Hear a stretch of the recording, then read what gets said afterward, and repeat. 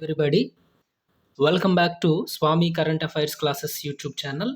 ఈరోజు క్లాస్లో మనం 2022 కరెంట్ అఫైర్స్లో భాగంగా జనవరి నుండి మే వరకు ఉన్నటువంటి కరెంట్ అఫైర్స్ మనం చూడబోతున్నాం. అందులో నేషనల్ ఇంటర్నేషనల్ కరెంట్ అఫైర్స్ అనేవి మనకు చాలా ముఖ్యమైనవి, అవి చూసుకోవడం జరుగుతుంది.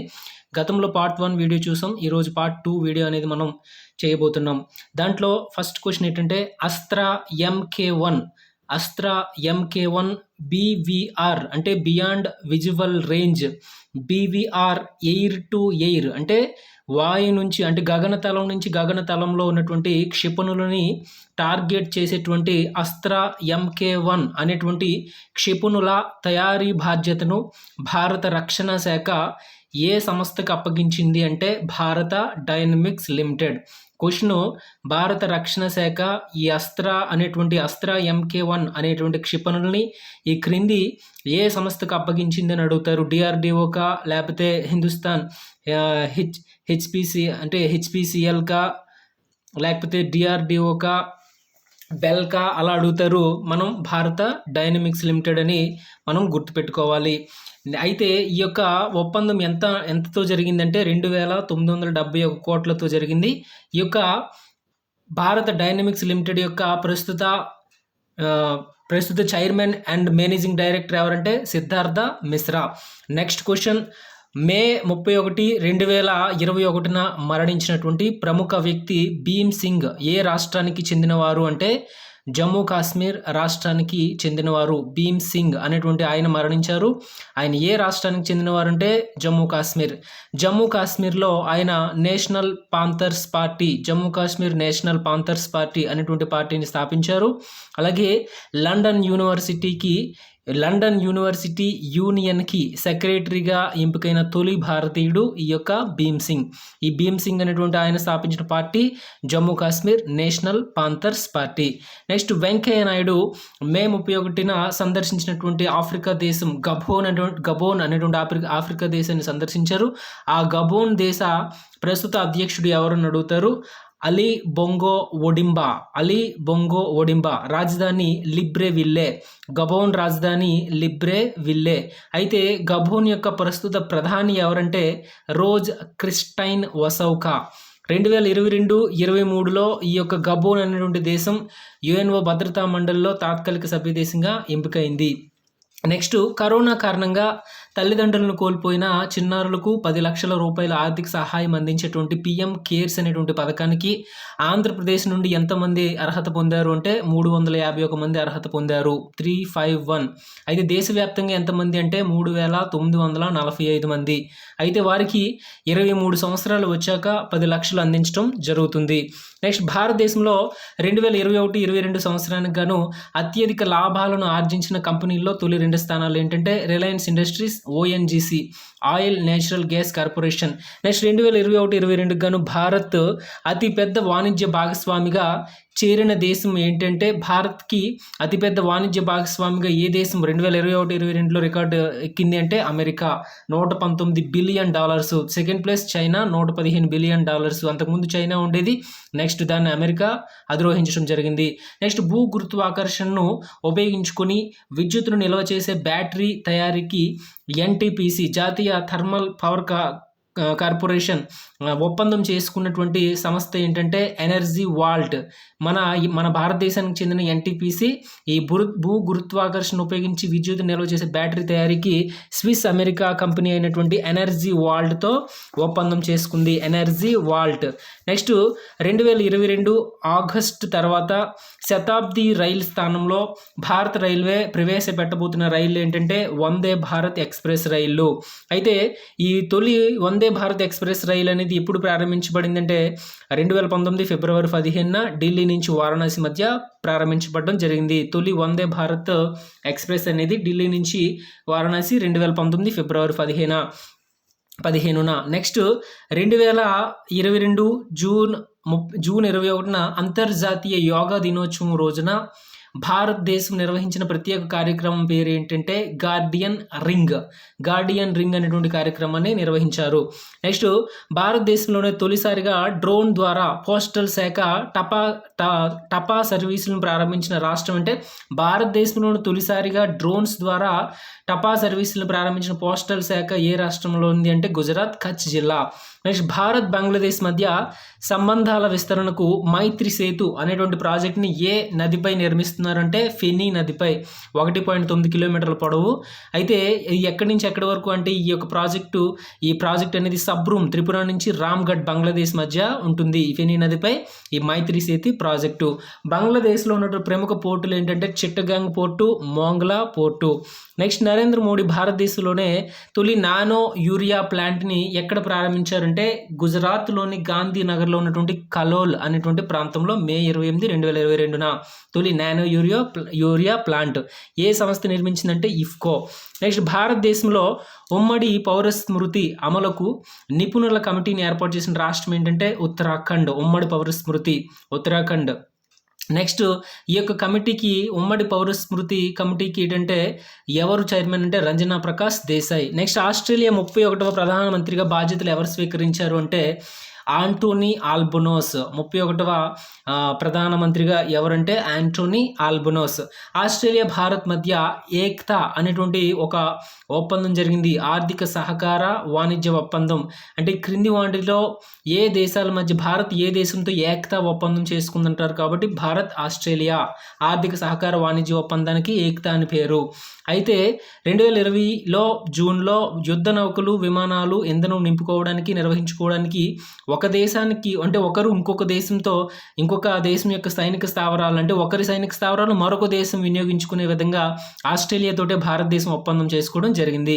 నెక్స్ట్ ఇండియన్ స్కూల్ ఆఫ్ బిజినెస్ ద్విశతాబ్ది ఉత్సవాలు అంటే 200 సంవత్సర ఉత్సవాలు అనేవి మోదీ ప్రసంగించిన తేదీ ఎప్పుడంటే మే 26, 2022. ఇండియన్ స్కూల్ ఆఫ్ బిజినెస్ యొక్క దశాబ్ది ఉత్సవాలు ఎప్పుడు జరిగాయి? మే 26లో జరిగాయి.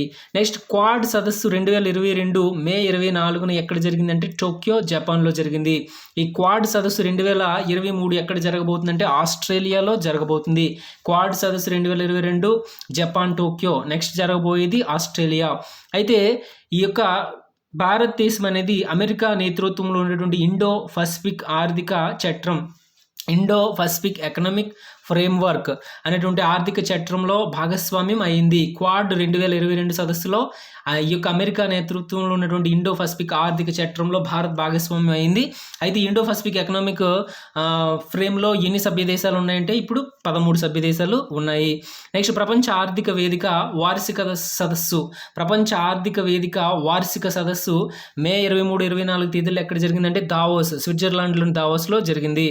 WHO 75వ సమావేశాలు ఎక్కడ జరిగాయి అంటే WHO 75వ సమావేశాలు జెనీవా, స్విట్జర్లాండ్లో జరిగాయి మే 22 నుంచి 28. WHOలో ఎన్ని సభ్య దేశాలు ఉన్నాయంటే 194 ఉన్నాయి. అయితే WHO అసెంబ్లీ కమిటీ చైర్మన్గా ఎవరు నియమించబడ్డారు అంటే భారతదేశానికి చెందిన ఆరోగ్య శాఖ కార్యదర్శి Rajesh Bhushan WHO assembly committee చైర్పర్సన్గా ఎంపికయ్యారు. WHO అసెంబ్లీ కమిటీ చైర్పర్సన్గా భారతదేశానికి చెందిన కేంద్ర ఆరోగ్య శాఖ మంత్రి రాజేష్ భూషణ్ ఎంపికవడం జరిగింది. నెక్స్ట్ ప్రపంచంలోనే అతి పొట్టి టీనేజర్గా ప్రపంచ రికార్డు ఎవరు నమోదు చేశారంటే బహదూర్ కఫాంగి, నేపాల్ దేశానికి చెందినటువంటి పర్సన్ 22 అడుగుల 4.9 అంగుళాలు ఉండడం జరుగుతుంది. బహదూర్ కఫాంగి, నేపాల్ 2 అడుగుల 4.9 అంగుళాలు. ప్రపంచంలోని అతి పొట్టి టీనేజర్గా బహదూర్ కఫాంగి. నెక్స్ట్ మహాకాళి ఒప్పందంలో భాగంగా పంచేశ్వర్ బహుళార్థ సాధక ప్రాజెక్టుకి ఒప్పందం జరుపుకున్న దేశాలు ఏంటంటే పంచేశ్వర్ బహుళార్థ సాధక ప్రాజెక్టుకి మహాకాళి ఒప్పందం అన్నా సరే ఈ పంచేశ్వర్ బహుళార్థ సాధక ప్రాజెక్ట్ అయినా భారత్, నేపాల్ గుర్తుపెట్టుకోండి. నెక్స్ట్ భారత్, నేపాల్ మధ్య సరిహద్దు వివాద ప్రాంతాలు ఏంటంటే లిప్ లేక్, లింపియాదురా, కాలాపాని. నేపాల్లో సట్లెజ్ నదిపై భారత్ నిర్మిస్తున్న ప్రాజెక్ట్ ఏంటంటే అరుణ్ 4 అని గుర్తుపెట్టుకోండి. నెక్స్ట్ ప్రస్తుతం ప్రపంచంలో అతి పొట్టి మహిళగా ఉన్నది ఎవరంటే జ్యోతి ఆమ్గే, మహారాష్ట్ర. అయితే ఈ రికార్డుని ఇప్పుడు అధిగమించబోతుంది ఎవరంటే సోనాలి అనేటువంటి ఆమె మధ్యప్రదేశ్ చెందినది, ఆమ్దా గ్రామం. జస్ట్ ఈమె ఎత్తు 1.56 అడుగులు మాత్రమే, 17 సంవత్సరాల వయసు వచ్చిన 1.56 అడుగులు మాత్రమే ఉండడం జరిగింది. నెక్స్ట్ అంతర్జాతీయ జీవ వైవిధ్య దినోత్సవం ఎప్పుడు జరిపారు అంటే మే 22. అయితే ప్రపంచంలో భారతదేశం యొక్క భూభాగం వాటా ఎంత ఉందంటే 2.4%.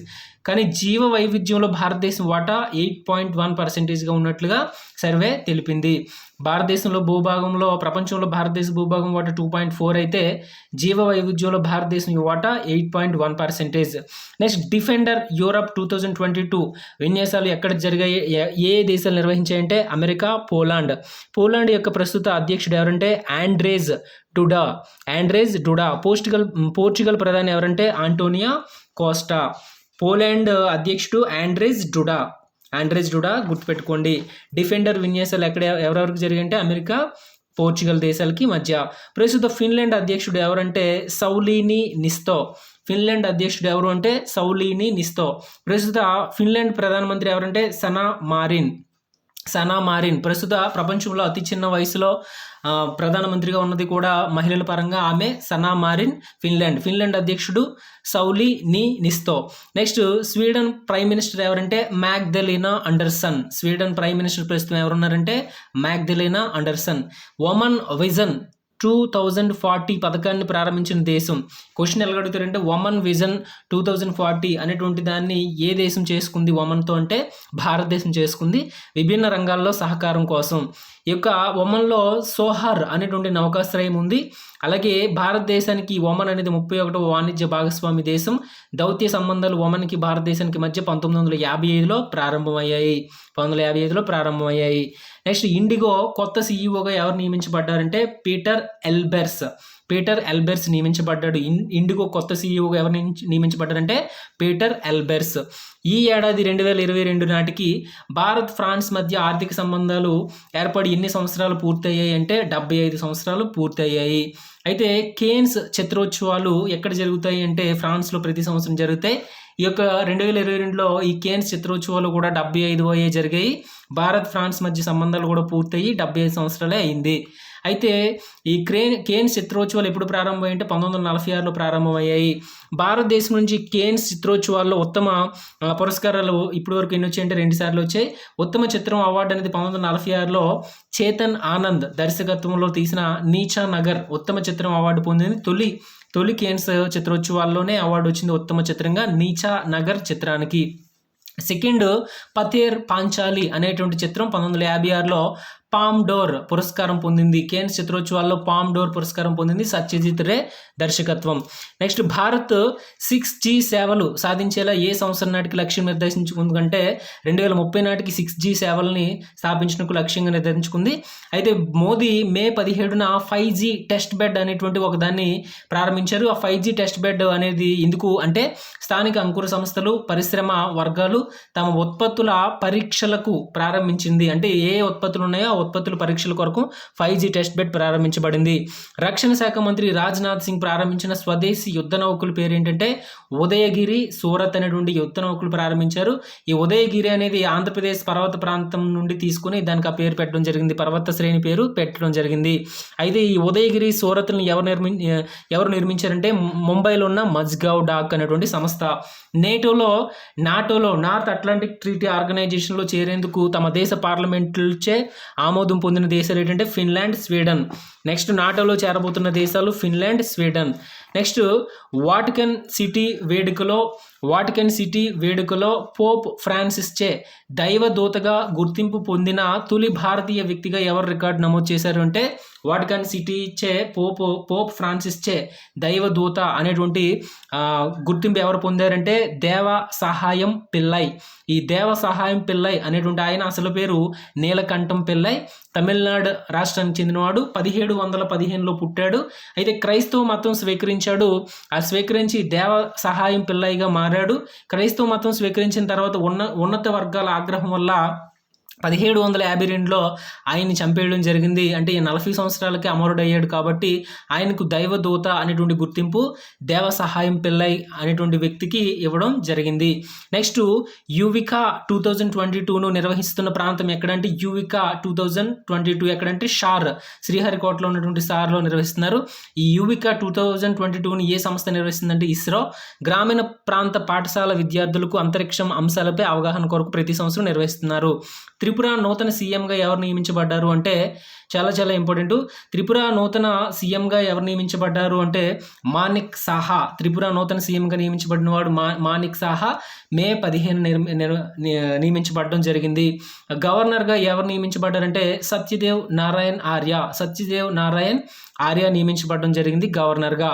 జమ్మూ కాశ్మీర్ లద్దాఖ్ నూతన హైకోర్టు భవనం ఎక్కడ శంకుస్థాపన జరిగింది అంటే జమ్మూ కాశ్మీర్ లద్దాఖ్ నూతన హైకోర్టు భవనం శంకుస్థాపన ఎక్కడ జరిగిందంటే శ్రీనగర్లో జరిగింది. 310 కోట్లతో 1.7 లక్షల చదరపు మీటర్ల నిర్మాణము, అంటే 1.7 లక్షల చదరపు మీటర్లో 310 కోట్లతో నిర్మిస్తున్నారు.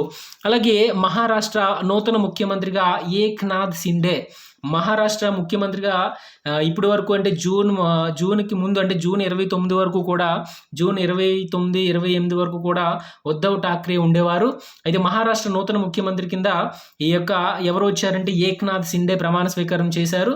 అయితే ఎప్పుడు వచ్చారు అంటే జూన్ 30వ తారీఖున ప్రమాణ స్వీకారం చేశారు. గవర్నర్ ఎవరంటే భగత్ సింగ్ కోశ్యారి. అయితే మహారాష్ట్రలో ఉన్నటువంటి అసెంబ్లీ స్థానాలు ఎన్ని అంటే 288. నెక్స్ట్ మే 13, 2022 మరణించిన Sheikh Khalifa bin Zayed Al Nahyan ఏ దేశ అధ్యక్షుడు అంటే యుఏఈ. అయితే నూతన అధ్యక్షుడిగా ఎవరు ప్రమాణ స్వీకారం చేశారంటే Sheikh Mohammed bin Zayed.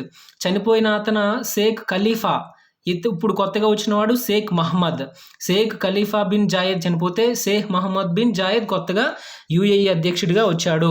Next India నార్డోక్ 2వ శిఖరాగ్ర సదస్సు ఎక్కడ ప్రారంభమైందంటే కోపెన్హాగన్ డెన్మార్క్. ఇండియాకి నార్డోక్ దేశాలకి మధ్య సంబంధాల కోసం ఎక్కడ జరుగుతుందంటే కోపెన్హాగన్ డెన్మార్క్.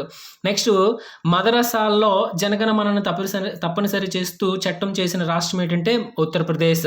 నెక్స్ట్ శ్రీలంక 26వ ప్రధానమంత్రిగా ప్రమాణ స్వీకారం ఎవరు చేశారంటే రనిల్ విక్రమసింఘే. యునైటెడ్ నేషనల్ పార్టీకి చెందిన రనిల్ విక్రమసింఘే.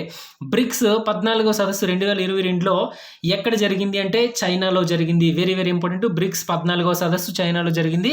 అయితే బీజింగ్లో. 13వ సదస్సు ఎక్కడ జరిగిందంటే ఇండియాలో జరిగింది. అయితే 15వది ఎక్కడ జరగబోతుందంటే సౌత్ ఆఫ్రికాలో జరగబోతుంది. దానికి సింపుల్ కోడ్ ఏంటంటే BRICS అంటే బ్రిక్స్ కదా, కాబట్టి BRICSలో BRICS అన్నాం. ఐ అంటే ఇండియాలో ఎన్నో జరిగింది అంటే 13. ఐ తర్వాత ఏముంది BRI తర్వాత C ఉంది. C అంటే ఇప్పుడు చైనాలో జరిగింది. తర్వాత లాస్ట్ అక్షరం S కదా సౌత్ ఆఫ్రికాలో. నెక్స్ట్ 2023లో 15వది జరగబోతుంది. బ్రిక్స్ ఏర్పాటు ఎప్పుడైందంటే 2005లో ఏర్పాటైంది. ఎయిర్ ఇండియా సీఈఓగా ఎవరు నియమించబడ్డారంటే క్యాంప్బెల్ విల్సన్. ఎయిర్ ఇండియా సీఈఓగా క్యాంప్బెల్ విల్సన్ నియమించబడ్డారు. Next Modi @20 dreams meet delivery అనే పుస్తకాన్ని ఢిల్లీలో ఎవరు ఆవిష్కరించారంటే అమిత్ షా జైశంకర్. నెక్స్ట్ మే 11, 2022 మరణించిన పండిత్ సుఖ్రామ్ ఏ రాష్ట్రానికి చెందినవారు అంటే పండిత్ సుఖ్రామ్ హిమాచల్ ప్రదేశ్. ఈయన కేంద్ర కమ్యూనికేషన్ శాఖ మంత్రిగా 1993 నుంచి 96 మధ్య పనిచేశారు. నెక్స్ట్ మే 10, 2022 మరణించిన పండిత్ శివకుమార్ ఏ కళలో సుప్రసిద్ధులు అంటే santoor. Very very important. Pandit Shivkumar santoor. Jammu కాశ్మీర్లో జానపద వాయిద్య పరికరమైనటువంటి సంతూర్పై భారత శాస్త్రీయ సంగీతాన్ని పలికించిన తొలి భారతీయుడు. ఈయనకి పద్మశ్రీ, పద్మవిభూషణ్ వచ్చాయి.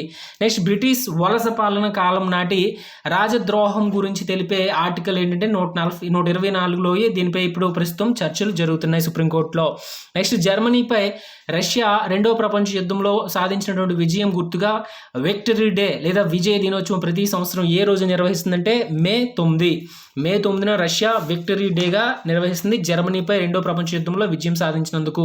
నెక్స్ట్ హాంకాంగ్ నూతన అధిపతిగా లేదా నూతన అధ్యక్షుడిగా ఎవరు ఎంపికయ్యారంటే జాన్ లీ.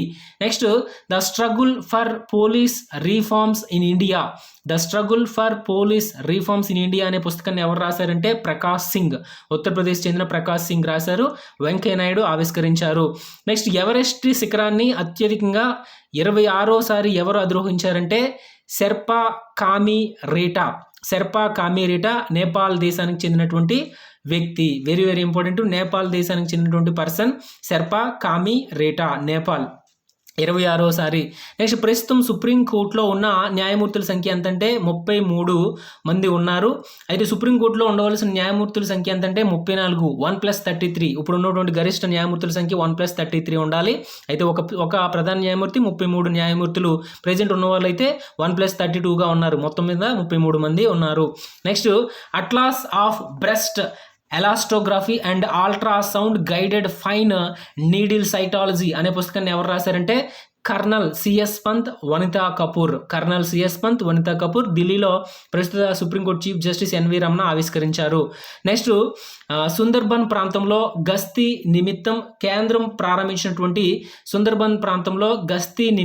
కేంద్రం ప్రారంభించిన తేలియాడే సరిహద్దు పోస్టుల పేరు ఏంటంటే నర్మదా, సట్లెజ్, కావేరి అనేటువంటి 3 ఆంటిల్ని ప్రారంభించారు. గస్తీ కోసం ప్రారంభించినటువంటి 3 తేలియాడే సరిహద్దు పోస్టులు. నెక్స్ట్ జాతీయ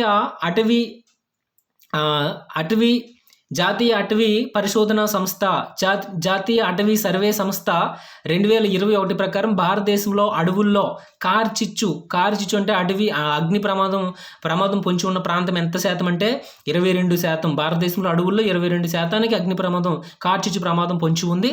2021లో దేశంలో ఎంత ప్లేస్లో జరిగింది, ఎన్నిసార్లు అగ్ని ప్రమాదాలు జరిగాయంటే 3.45 లక్షల ఈ యొక్క అగ్ని ప్రమాదాలు సంభవించాయి. 2019 అంటే ఆంధ్రప్రదేశ్లో 19,000 వచ్చాయి, తెలంగాణలో 18,000 జరిగాయి ఈ యొక్క కార్చిచ్చు ప్రమాదాలు. నెక్స్ట్ ప్రపంచంలోని ఎత్తైన వాతావరణ కేంద్రాన్ని ఎక్కడ ఏర్పాటు చేస్తున్నారంటే చైనా దేశం ఏర్పాటు చేస్తుంది. ఎక్కడ అంటే ఎవరెస్ట్ పై.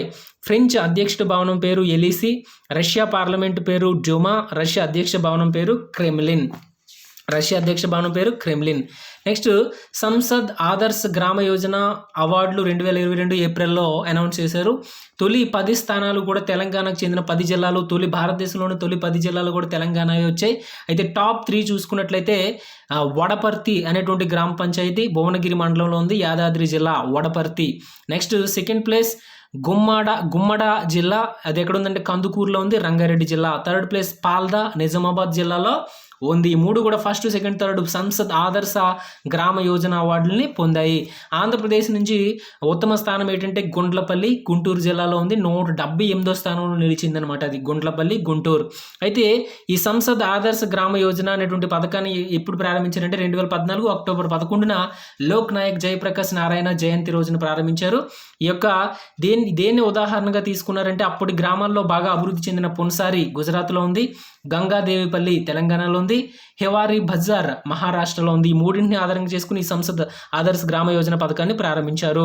నెక్స్ట్ నేషనల్ ఇంటెలిజెన్స్ గ్రిడ్ ప్రధాన కార్యాలయాన్ని ఎక్కడ ప్రారంభించారు అంటే బెంగళూరులో ప్రారంభించడం జరిగింది. నేషనల్ ఇంటెలిజెన్స్ గ్రిడ్ ప్రధాన కార్యాలయాన్ని ఎక్కడ ప్రారంభించారంటే బెంగళూరులో. అయితే దీనికి హోంశాఖ మంత్రి ప్రారంభించడం జరిగింది, అమిత్ షా. CDAC అభివృద్ధి చేయడం జరిగింది. కంప్యూటింగ్ డెవలప్మెంట్ అభివృద్ధి చేయడం. Centre for development